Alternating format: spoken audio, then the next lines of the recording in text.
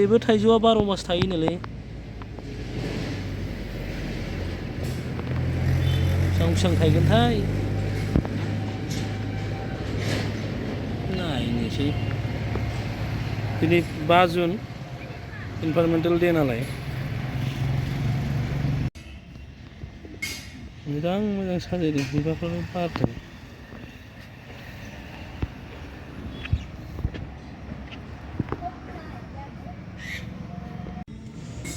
12 मासनि खान्थालनोलै नैबे 12 मास थायग्रा नार्सारियाव दंफैयोलै दा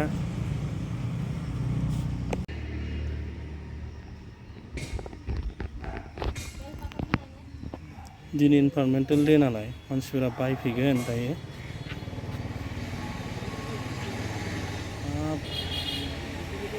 200 दामानो नै 150 नो इनभाइरनमेन्टेल डे नि 350 नैबे आरो 100